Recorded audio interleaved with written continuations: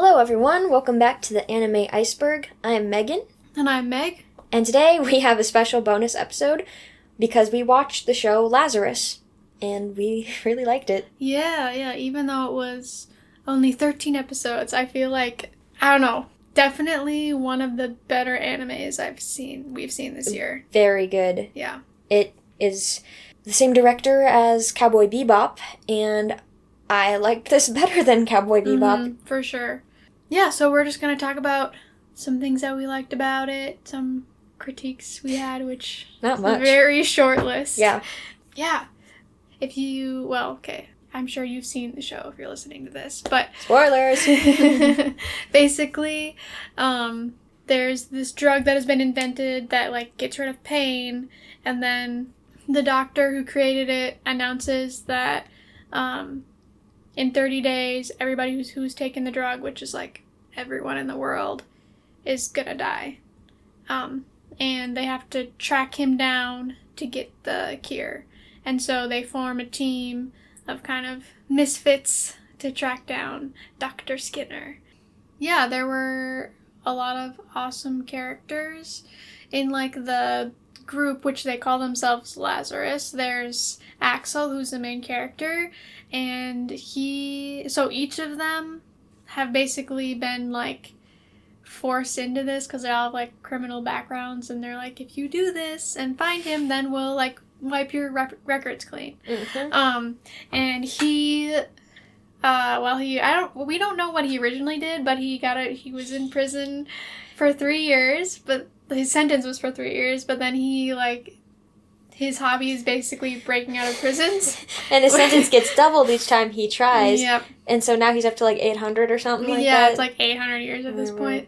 I also love, besides that, he's also very acrobatic, and he's the most action hero person. So cool. But I really liked, he kept making references to other things, we're like the Avengers, or we're superheroes, or pop culture references from, he's awesome. Yeah. He's also, close to our age. He's 23. Yes. And yeah, he's just... I mean, if you, imagine a super acrobatic guy who just, has fun breaking out of prisons, you just imagine what that guy would be like. That's... Yeah. that's he's him. Fun. Yep. And then... Then there's Doug. Mm-hmm. Yeah, don't really know much about him. He was a student. Yes, he's an academic, and I think he got in trouble because he, punched somebody for saying that they didn't think a black man could achieve what he was hoping to achieve. Mm-hmm. Which I was like, yeah, deck him. Thank you. yeah, and he's also... I think he said he's also 23. Yes. They're the same age. Although Chris was like, are you sure you're not 40? Right, okay. He did look a bit older. And then, Chris she was the oldest. She was 27. Around there, yeah. And she was a former Russian spy. And she was pretty cool. Very, kick butt. Yeah.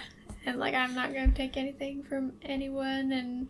But also big sister vibes. Yeah, yep. She was kind of... I feel like she and Doug were kind of, watching out for the other three. Yeah. And then we've got Elena. She's their hacker. Mm-hmm. I think they said she was 15. But it was so cool because she grew up in a place where there was not a lot of modern... they had tech, but... She was very isolated, and, as soon as she got out of that life, it was nope, she's one of the world's best hackers, top 3 hackers. Yeah, it was crazy. She was great. Yeah. I really liked her, because she was so, timid, but then, when she was, doing her job, she was, She was in the zone. Yeah. And then we have Leland. Yeah. He was 16. Mm-hmm. I don't remember. He got in trouble for, petty crimes, and he was the illegitimate son of, a really rich dude. Yeah. I don't know, his role... He had, a drone. He was kind of he was also a techie person, but reconnaissance. Yes, that's true. Kind of towards the end, that's not really what he was doing, so I was wait, what was he? He was, he was, underground organizing towards the end, Yeah, he was, cool. Using his connections to get stuff done. And just, the whole thing, I don't know, everyone's backstories were each of them were, like, unique, and I liked that it was, like, also kind of classic group of characters. A-team. And just, like, the found family was beautiful. It was really fun. It was my kind of show. The only parts that weren't my cup of tea there were like 2 episodes that were TV mature instead of TV 14. And I was like, why is this TV mature? This isn't. And then something happened. There was really only the one episode. Only the one scene in the one episode. It was a bit much. That. It wasn't too much because I've made it through Attack on Titan. I've seen a lot, but honestly, this to me was more gross. Yeah. Except for that one thing, but well, it did also give me Avengers vibes, like Agents of S.H.I.E.L.D. and all that. Even that's not as bad. It's like, you know what it was? You haven't seen any of these, but the Marvel Netflix series, that was like that one Very TV graphic. mature episode that was really graphic. That's what it was like. Yeah. But it was still like it's still fun watch. We also liked how the story was, like, kept you on the edge of your seat, but there were some things that you could predict. I mean, otherwise the story wouldn't have made sense how it ended. But we both had an inkling about, like, Axel's immunity. Yep. Yeah, almost immediately when he was like... Like, Hopno didn't affect me. Yeah, I was like, well, then he's probably immune. He's been experimented on. But we didn't predict everyone else in Lazarus being immune, too. Yeah, that was... I like that at the end, like how... that they were all there at that incident, because, like, we knew that Chris was there for sure. Yep. But everybody else, they had all, like, mentioned there were some hints. of them had mentioned, like, something happened in their past. Leland said that there was an accident that killed his father and brother, but he survived. Mm-hmm. And I assumed it was, like, a car accident or something, but then we find out it was the scene where the gas was released, so... Mm-hmm. Yeah, and I like that they dropped those hints about them all being there, but it was still, like, a surprise. Like, they didn't drop enough where you were like, oh, this... You were able to figure it out beforehand. One hint that was kind of blatantly obvious to us, and we were yelling at the TV. Oh my gosh. One of the first episodes when they're looking for Skinner, we saw him in the corner of the screen. I was like, dude, isn't that him? Doug, look down, and like they kept walking, and we're like, we know he's in the homeless camp. And the end of the series, sure enough, that's where he is. Yep, yeah, we saw him immediately. I'm kind of wondering if like they did that on purpose, because I felt like it was super obvious. Yeah, like I wonder if you as a viewer were supposed to know, like, maybe. Yes, he's right there. Yeah, but yeah, that was interesting. I also just liked the world building.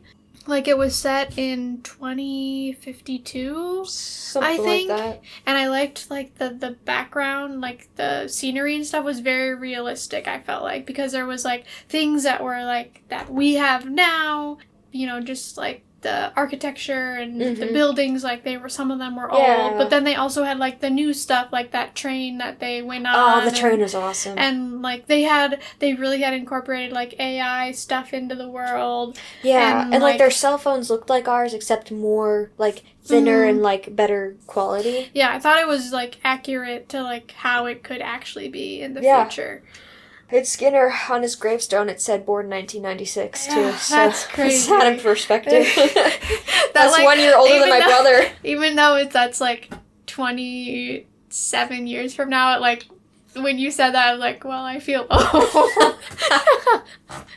It was also, like, predicting things happening with the environment, like the icebergs melting and things like that. Also, Hopna itself, there's something from the book Brave New World, Soma, that it's basically the same thing, except Soma pills are like happy pills, you know? It doesn't just get rid of pain, it like... Well, actually, Hopna did that too. Hopna got rid of mental distress too. Yeah, no, that I was just gonna say that, like, I feel like that is... I don't know that we'll actually get to that point, because, like, their regulations are, like, pretty, like, we gotta be careful about not... Like the FDA, kind of? Yeah, like, not letting... Like, if something's addictive. Right. Like, they don't just be like, okay, everybody can have it. Right, they warn people about those substances. Yeah, but, like, I do in some ways feel like we could head that way, especially with, like, the mental illness stuff. Well, yeah, like, and just... Hopna, Skinner had said, like, it was, like, no negative side effects. Like, it's non-addictive. It's people... Like, the drug itself wasn't addictive. It was people saying, like... oh, I don't want to feel anything, so I'm just gonna, like, take this. Right. Which, like, I totally get. Like, life is hard, and, like, people already are taking things... Or dissociate by watching anime. Yeah, like, to make themselves feel better. Right. Even things that, like, aren't considered addictive. Yeah. You know? But you're never gonna get tough skin if you keep running away. Yeah. And that's what I think, not to, like, comment too much on society, but, like, that's definitely, I think, the problem that we often have is that it's, like, it's hard to deal with things, and people, like, okay, let me just medicate it with whatever it is, instead of, like, dealing with my problems, which is, like, totally, I get it. Like, I'm guilty of doing that for sure. But I just like that they kind of talked about that, and, like, and I loved, like, Dr. Skinner's plan. Because, like, the whole time, like, you don't know, like, is he a bad guy or is he actually a good guy? For me, I feel like the whole time I was leaning towards good guy. Because I was just, like, everything that he has done, it, like, seems... calculated. Yeah. Well, I was thinking there's either a reason behind it or he's a complete, like, insane maniac. Yeah, and he just, like, lost, you know... lost faith in humanity. Yeah.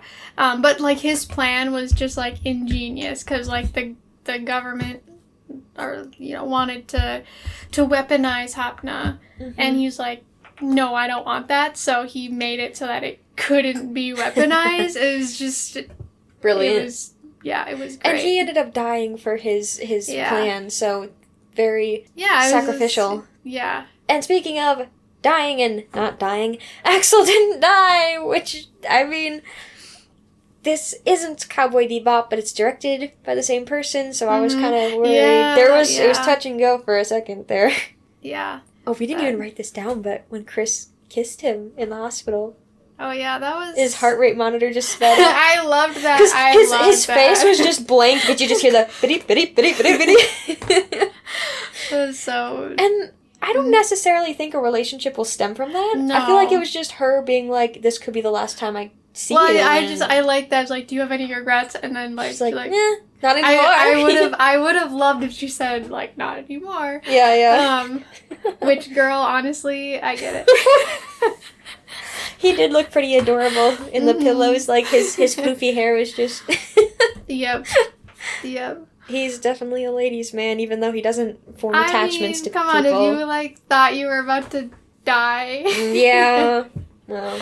But anyway, yeah, I was happy that everyone made it. Because, I really didn't know, because Cowboy Bebop is, like, it has a pretty sad ending. Yeah. And so I was like, is this gonna be a sad ending? But I was happy that it wasn't. Yeah. Okay, so... Alright. Art stuff. Yeah, art commentary. So, this show is amazing. It's beautifully animated. A lot of the backgrounds were 3D, which I didn't like at first, but then I realized it was so the camera could move around the space faster, so they could focus on the characters' animation and, like, making their movements fluid. So, in the end, I think it was a necessary sacrifice and didn't detract from the style at all. And it was just a crash course in how to animate characters, like, realistically and fluidly. Like, my jaw hit the floor every time Axel was running around or fight scenes were happening. It was, I don't know what they used as references, but I want to see that footage. And they had, like, simple yet memorable designs for each of the characters. And I liked how they all looked like real people. There were different body types and heights and builds and skin tones, and, like, their hair was cool, but nothing that like, sometimes anime hair is like, what on earth did they do to get it to look like that? But in this one, it was, like, more grounded, and, like, I think I've seen people with that hairstyle. Yeah. And if somebody had colorful hair, like a non-natural color, I think it was pretty obvious that they dyed it. And yeah, and the story was set in America, so, like, there's a lot of diversity in what races people are, so it was cool. And like Mike said, it was an imaginative world building, yet not super sci-fi, like over the top, like still believable that this is what the world could look like in 20 to 30-ish years. Yeah. So. Something else that we found interesting is, like, how many, like, biblical references There were, like, it was, I mean, the show is named Lazarus, which is, like, about the named after, We're gonna put our Bible degrees to use here, people. my Bible minor. Yeah. Yeah. Well, Lazarus refers to a man that was raised from the dead in the Bible. And then there was also a character who's named Abel. That could just be random, but I don't know. But Abel was a character in the Bible who was killed by his brother Cain. I don't think there was a Cain at all in the show. No, I don't think so. If there was a Cain, that would be more of a reference to draw. Then they referenced the Book of Revelation because they were talking about, like, the apocalypse, and they didn't call them horsemen. They called them something else, but... Well, they were talking about, like, the angels. Yes. And the seventh, Calamity, or whatever. Yeah. And then the city they're in was Babylonia City. It could refer to ancient Babylon, or it could refer to the Tower of Babel, which was a tower that people were trying to build to reach the heavens to surpass God, and then God, that's when languages were invented, so they couldn't understand each other and finish the tower. Like, it all fell apart, and humanity couldn't work together anymore. Mm-hmm. Yeah. And the tower did come down in Babylonia City at the end. That is true, it did. And there was, like, an angel on it. Mm-hmm. And seriously, the whole thing is, like, very symbolic. Yeah. And I do think, like, that's where Dr. Skinner was hiding, in Babylonia City. Right. And, like, he was the one that was, like, making society collapse, basically. So, yeah, very... I don't know, you can tell... Like, the creator put a lot of thought into this. And, like, which I really appreciate. I mean, it was only 13 episodes, and it told a full story. Yeah, it did. And it really didn't leave too much to, It wrapped it up nice. Yeah, it wrapped it up really nice. I like how the end of every episode said however many days left. Like, you know it's a countdown, so they can't linger too long on anything. Yeah, and... Honestly, like, the few things that we did have, I wouldn't even say issues with, but just, like, we wished we knew more, was just because it was only 13 episodes. Yeah. Like, we wanted more of Doug's backstory. I feel like he's a character where you can just kind of look at him and see how he interacts with people and kind of get the gist, but... Mm-hmm.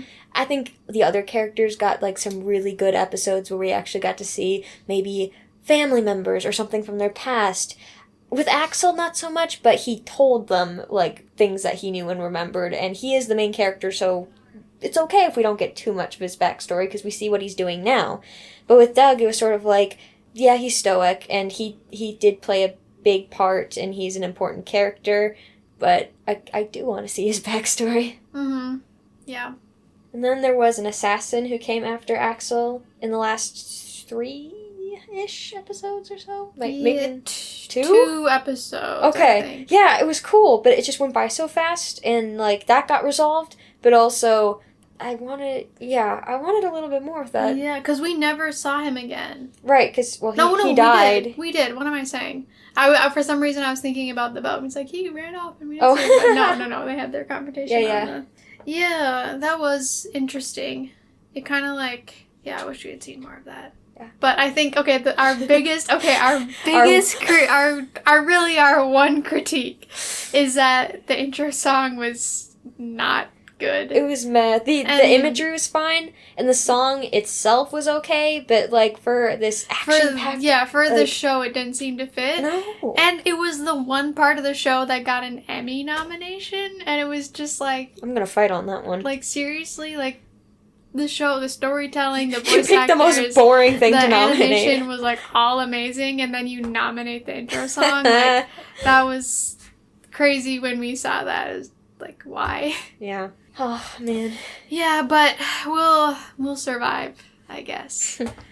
At least Cowboy Bebop had a great intro, so... Yeah, we'll live off of that. Mm-hmm. All right. Our last things we wanted to talk about was our favorite characters. Yep. Mine was Leland, which doesn't surprise anybody, I'm sure.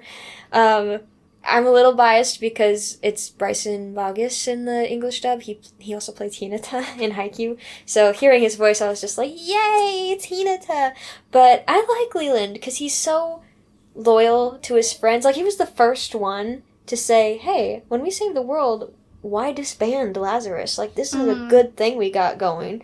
And, you know, he's also just, he and Elena are the two kids, like, bring a little bit of innocence. And then once we found out about, like, where he came from and you know, stuff like that, I was like, yeah, I like this kid. I can get behind him. Yeah. And I liked Axel. Just because he's super cool. Yes, he is. Yeah, all of his fight scenes and, like, his prison escape scene were, like, so good. He's also very quippy. Yes, he's also, like, funny and I feel like and I also really like that everybody's like, you know, whatever mission they were on, they're like, oh, what are we gonna do? And then Axel just, like, goes and does whatever, and then it, like, works out for him. Yep. I just appreciate that. He's like, I'm gonna get this done. Yep. And he was also just adorable. So. He was. Like, I don't know, he's, like, too cool for school, but if you do catch him off guard, he's got, like, this wide-eyed puppy dog look. Mm-hmm. Yeah, so. And then we also just wanted to, we were very entertained by the dumb cop. And we love that, like, he was the one who, like, arrested Dr. Skinner in the end. Like, he was the hero. Like, so fitting. Like, he's just, like, stupid and, like... bumbling. Yeah. Well-meaning. Yeah. But... I kept saying that he was, like, the cabbage... cabbage merchant from Avatar: The Last Airbender. Yeah, just, like, the guy who's... Just there. And yeah. Yep. Okay. That's all we wanted to talk about. Yeah. If you haven't seen it yet, well, sorry, we definitely just, like, spoiled the whole thing for you. You shouldn't have listened to this. Shame on you. But if you have any thoughts or like anything else that you picked up on about the show, let us know for sure. Because I feel like there's so much more that you could talk about. We will be back sometime with another bonus episode. All right, till then, bye. Bye.